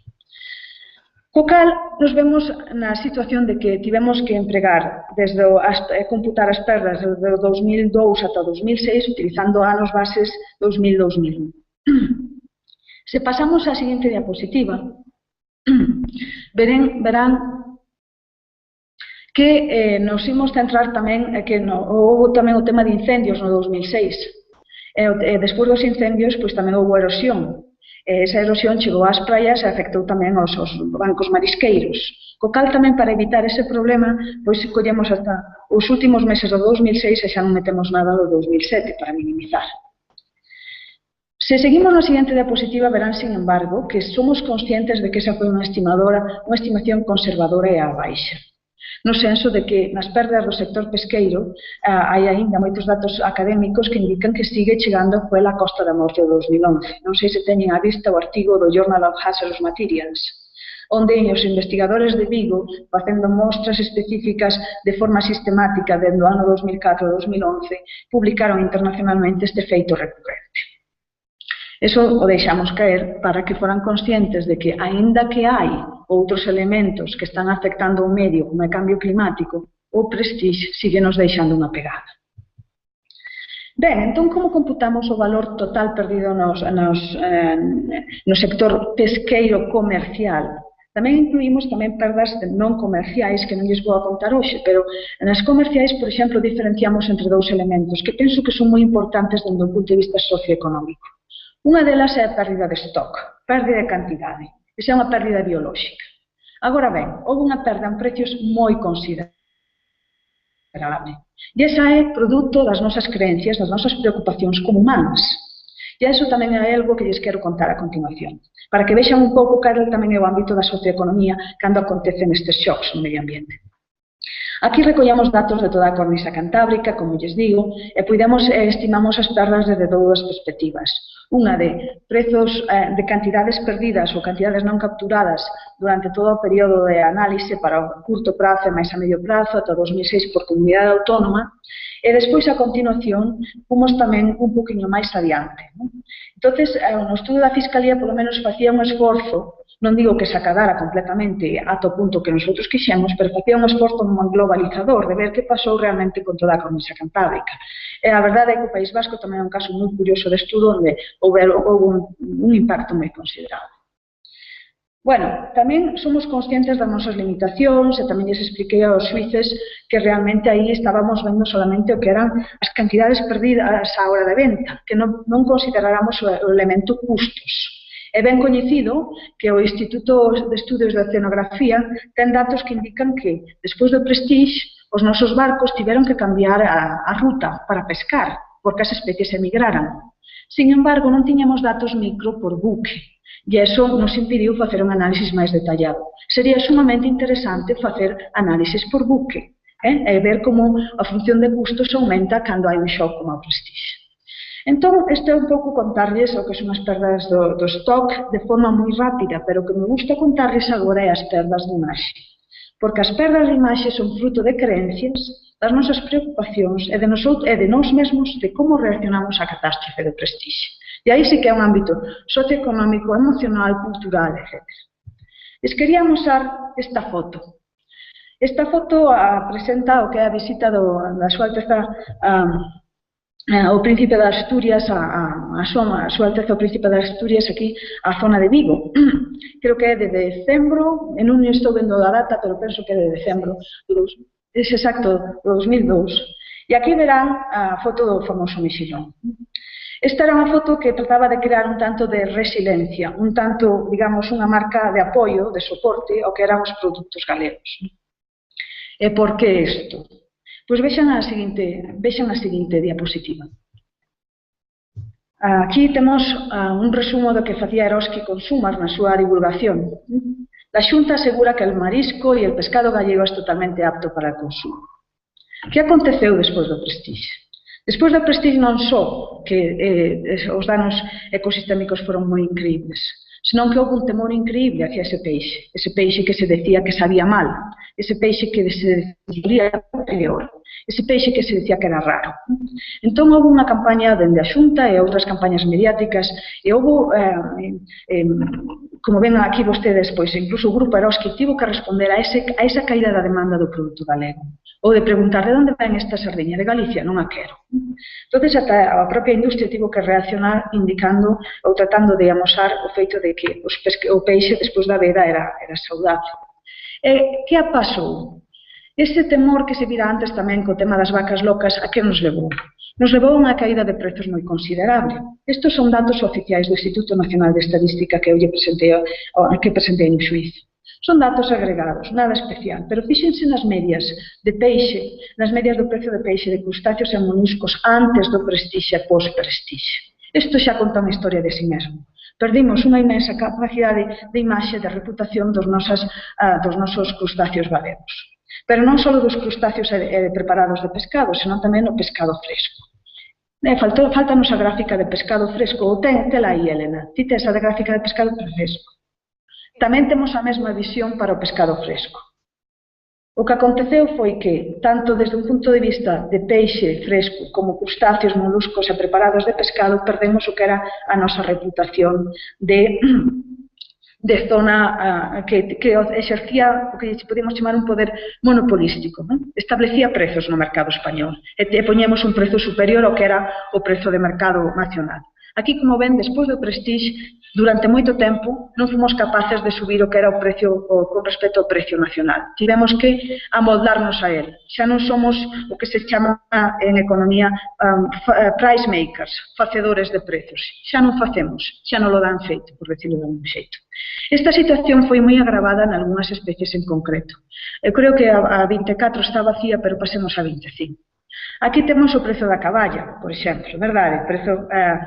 O prezo da caballa medido en lonxa. Estos son prezos iniciais. A partir de aí, pois tamén hai que facer un análise input-output para ver un pouco cal foi o impacto de todo isto. E aquí ven, a caballa en Galicia conta unha boa historia antes e despois do prestixio, simplemente vendo isto. Claro que dirían, a varianza é moito máis alta, certo? Pero tamén a media, fíxense na media, que é considerablemente, estadísticamente, moito máis superior ao que é a media de precios en períodos posteriores. Nosotros fixemos un estudo de cada canto equivalía a esta perda de imaxe e por qué? Por que acontecer esta perda de imaxe? Porque esta perda de imaxe é moi importante, porque a reputación tarda moito tempo en construirse. Agora ben, é moi fácil de perder. E desde que se perde, outra vez hai que tardar moito tempo e investir moito diñeiro en volver a acadala. Entón temos este intangible que é reputación. E reputación en si mesmo é un recurso intangible moi valorado no mercado. Entón, como ven vostedes, o símbolo de reputación é que a xente está disposta a pagar máis por un produto de Galicia ou estaba disposta a pagar máis por un produto galego antes do prestixio que despois. Entón, nosotros estudamos un pouco que foi esta análise de perda de imaxe do prestixio, do buque prestixio, porque é moi considerable, porque é moi a longo prazo. E que acontece aquí? Se a curto prazo víamos unhas caídas do stock moi importantes, das capturas, a medio prazo e a longo prazo é cando aparecen as caídas de imaxe. É porque, bueno, pues porque realmente empezan a entrar máis stocks no mercado, empezan a recuperarse os mercados, e en vez de funcionar o que fan é penalizar os prezos, porque non queremos ese peixe galego. Ainda que xa hai bastante, non o queremos. Pasemos agora á seguinte táboa de evolución de precios. Teño aquí precios e perdas de imaxe. Hai a sardiña, o xurel, caballa. Temos esa táboa adiante.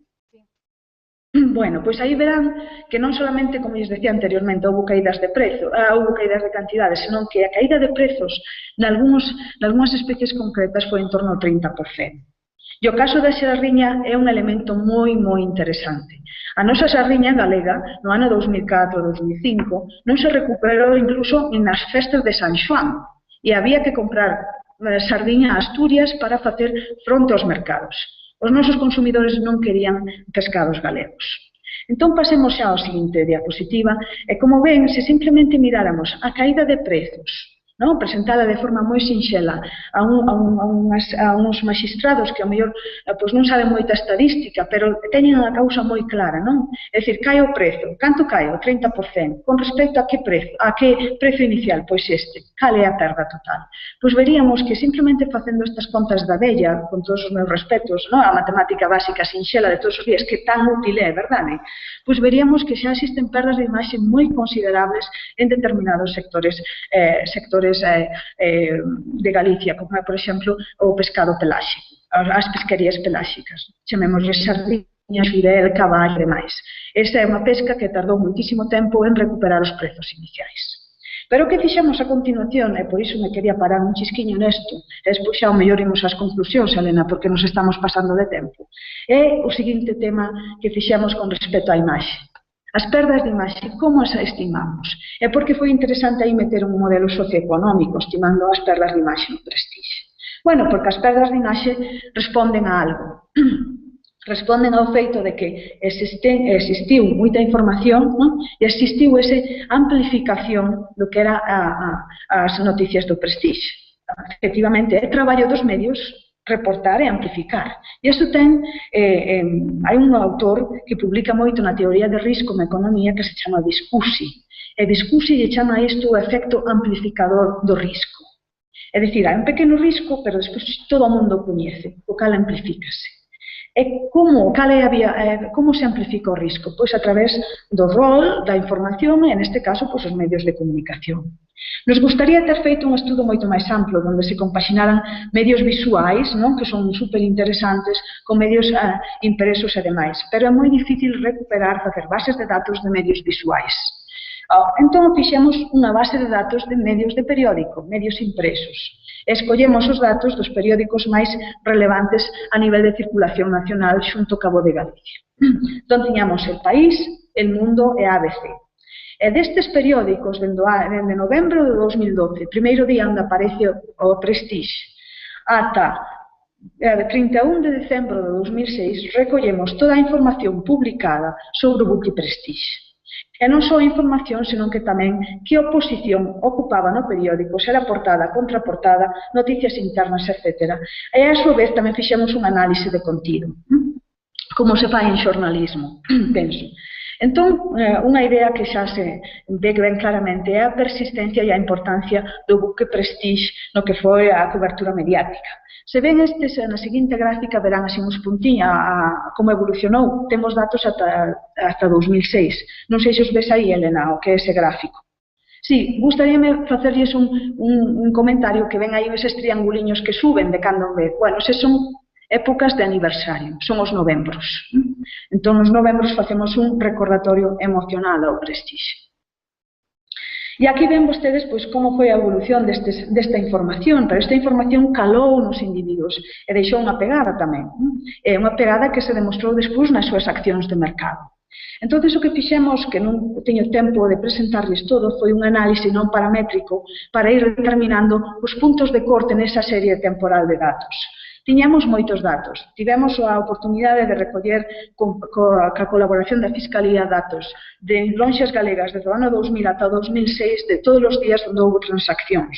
Entonces tiña unha base de datos moi ampla.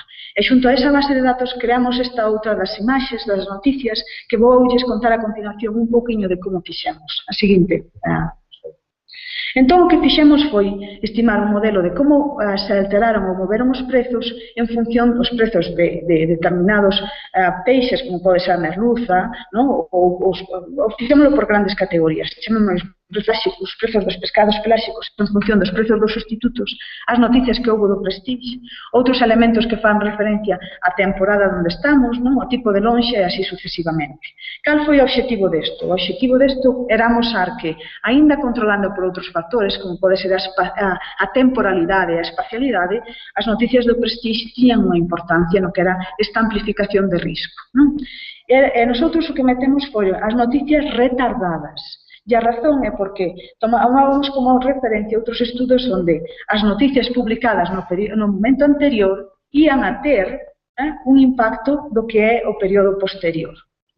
Entón, non lles vou aburrir moito, pero aínda así, cando fixemos as nosas regresións lineales, non lineales e demais, para o xuízo teño que indicar que buscamos estimacións robustas e sinxelas de interpretar, como verán, o que son as constantes con referencia aos puntos de corte, se comparamos a media do prezo antes de Prestige con respecto ao período 2, 3, 4 e 5, que corresponde con diferentes anos, verán que os prezos siguen deprimidos e non se recuperan nin ata decembro de 2006, con respecto aos precios previos do buque Prestige.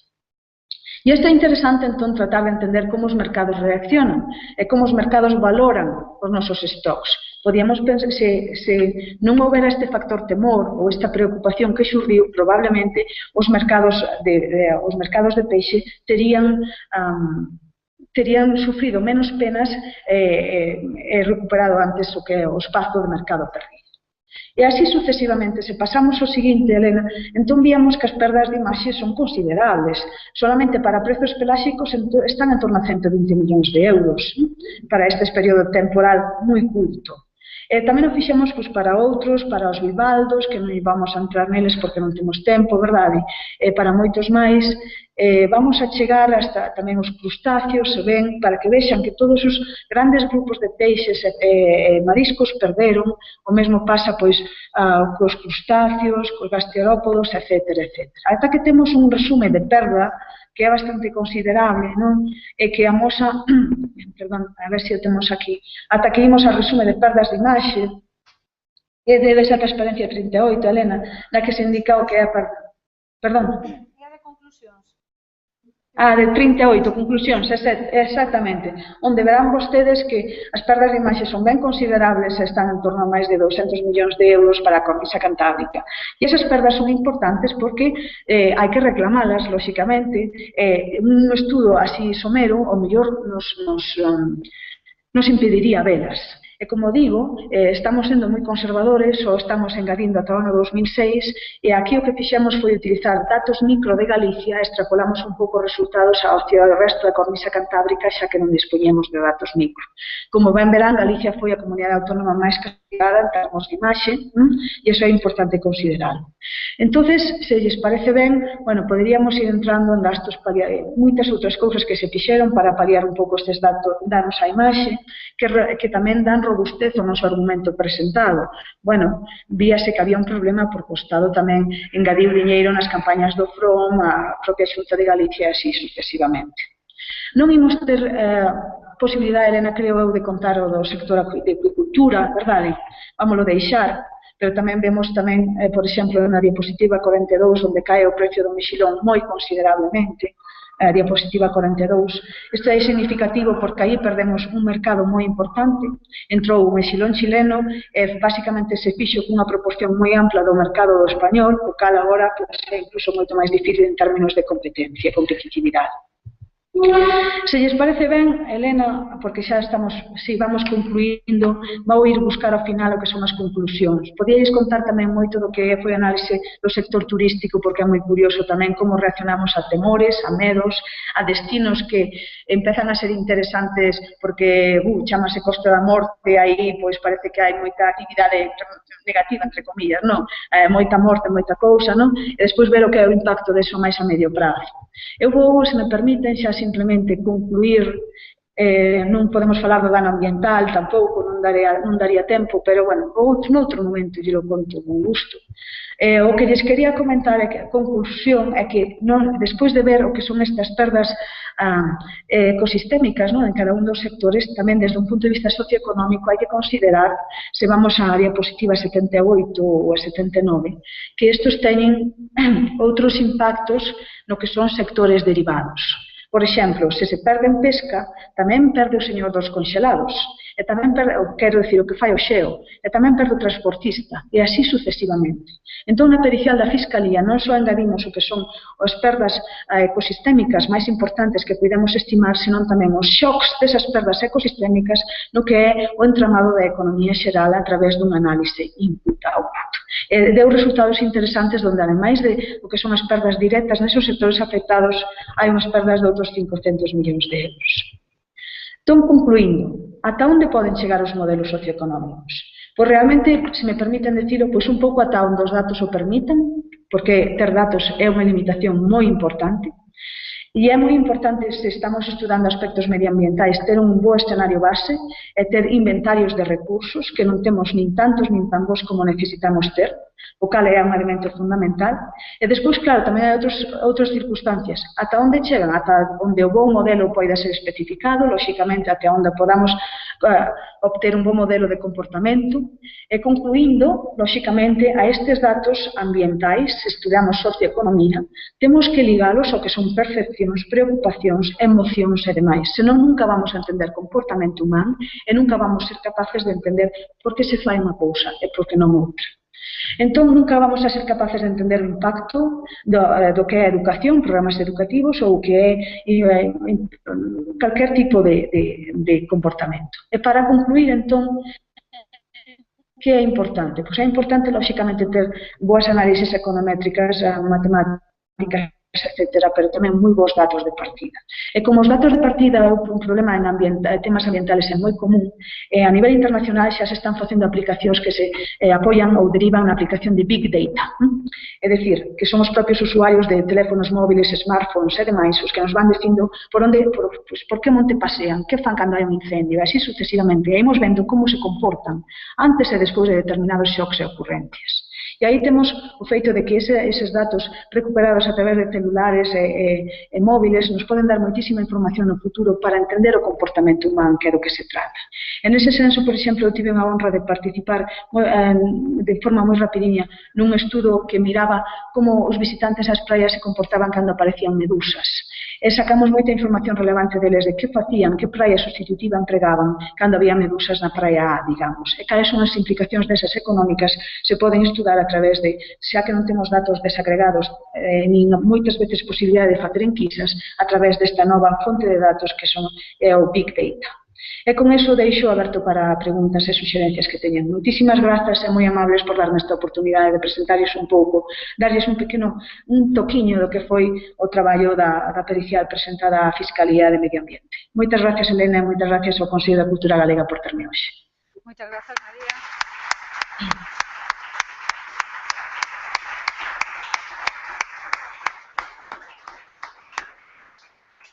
A verdad que isto de facer de man é nos momentos nos que son menos zurda, porque aprendín a manexar o rato coa dereita, pero, dende logo, que creo que nos acaba de quedar a todos a sensación é que tivemos a mellor defensa, non? Cando escoitamos que os sumarios son tan extensos, sempre nos imaginamos que teñen texto e letras e cousas retorcidas, desde logo para unha matemática, pero imagínome que desta vez quedarían abraiados con tanto número. É dicir, ao final, como caso práctico de modelo con datos, pois de verdad que parabéns polo traballo, despexaremos a incógnita o día 13, de logo todos os aquí presentes, e as persoas que nos siguen por streaming seguro que pensan en ti, en como percibirás a noticia cando veñas voando de volta. E o que me pasan aquí a pregunta é se é factible, se non incurrimos en ningún problema legal, en colgar, igual que con todos os demais relatores e relatoras, a presentación que nos pasaches, se é factible, se ti non te xogas nada, en colgala do Consello da Cultura Galega. Eu creo que non me xogo nada, pero a partir de mércores definitivamente en absoluto me xogo nada. Co cal, se me puderan esperar 3 días, sería moi extraordinario para mí. Bueno, eu creo que aquí os compañeros do Consello, vamos, a eficiencia que teñen me consta que é diaria, pero creo que os estresamos especialmente, entonces digamos que esperar por legalidade 3 días pois nos vai a vir ben a todos. De todos os xeitos, Elena, se adepuro un pouquiño, como teño algunha parte publicada, non teño ningún problema. E si, se me dan hasta esta noite para quitar un par de cousiñas que aínda non foron públicas, non teño ningún problema en absoluto, incluso hoxe de proporcionar unha versión un pouco máis curta, e o mércores que ven, a versión amplificada que lles mandei poden colgada, sin problema. Perfecto, non fai falla que fagas todos os días o doble horario de México e daqui. Respira despois da presentación, fai as acotacións cando poidas. Algúnha pregunta? Sí, dendo o ILGA, o Instituto Galego de Estadística, o compañeiro vaiche facer unha pregunta que seguro que vas a escoitar perfectamente. Vale.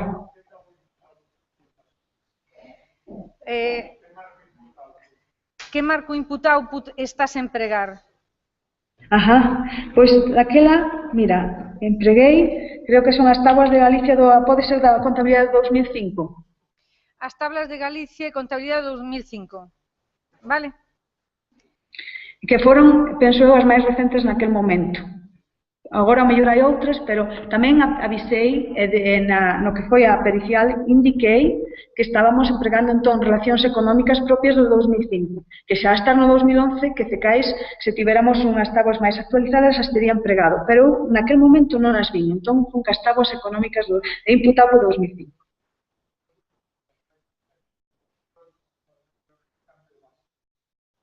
Escoitaches que as máis recentes, vamos, que aquí confirman científicamente, as máis recentes son dos 2008 e que vai haber un cambio de base.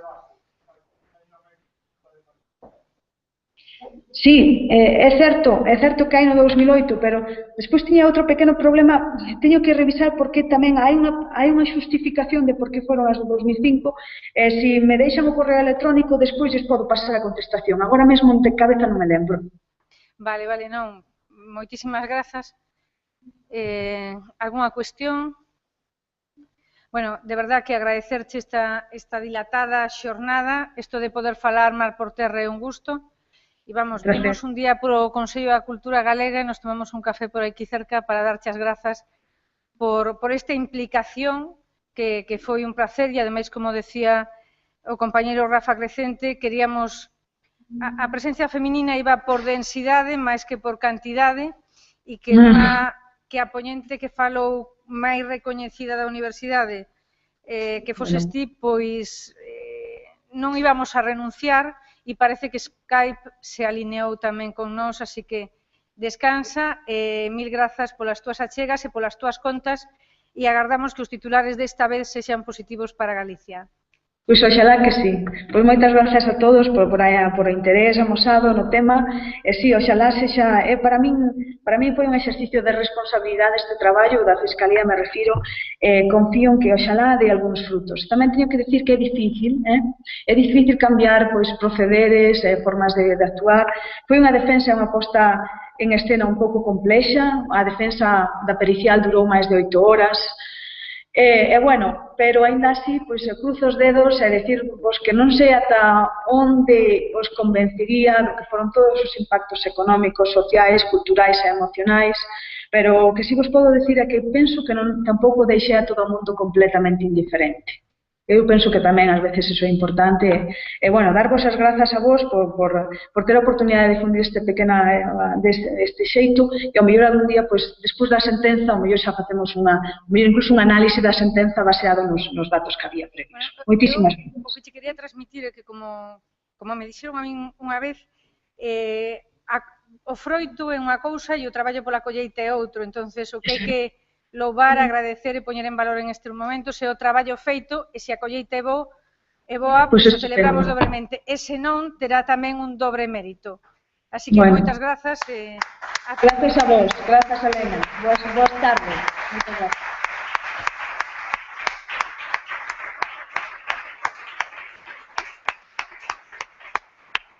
Bueno, e agora, como a mí me toca presentar o concurso e todos somos humanos e a presentación a vou a facer breve e as vosas caras, a parte de tanta cortesía, reflicten cansancio, creo que 5 ou 10 minutos de descanso non lo merecemos. Eu prometo presentar o concurso en 7 minutos, 5 minutos, ser breve, pero que se a mí me costa mover as mans, a vos mover as neuronas seguro que vos costou moito. Así que creo que hai unha máquina do café que temos aquí a Rosa. Vale, e se non... Vale, entonces 10 minutos e expansionamos. Moitas grazas. Adiós, María. Adiós, bonita. Xa se debe de ir porque a pobre está agotada. Chao, María. Oye, un gusto. Chao, moitas grazas a todos. Unha aperta. Vale, chao. Chao. Mira, agardamos cando ti poidas, non ten presa, vale? Non te nos Vale, estreses, vale. Vale, non somos da xudicatura ni... Chao. ¿Quedó bien? Quedó muy bien, se oía bien, no se cortó, chica. No, qué bueno. Ay. Desconecto esto. Gracias. Chao, Rosa. Vamos. Que ahora lle das aí o icono de Skype e lle das, eu creo que se o fechas directamente a la vai. E eu creo que se non podo enseñar o concurso, non proxecto PDF. No, non presentes o PDF. Simplemente... No, era para desconectarla, era para xa mañamos. Sí, xa mañamos. Vale. Vale, no, eso es mira, unas máquinas. eu decíache de presentarlo de viva voz porque o que queda aquí no escrito, onde se queda con que quedou escrito tanto, presento de como vai ser e despois os detalles, porque falaches con Marcelo pola mañá, explicouche. Sí, pero díxome que había que esperar porque era todo moi complicado, os matices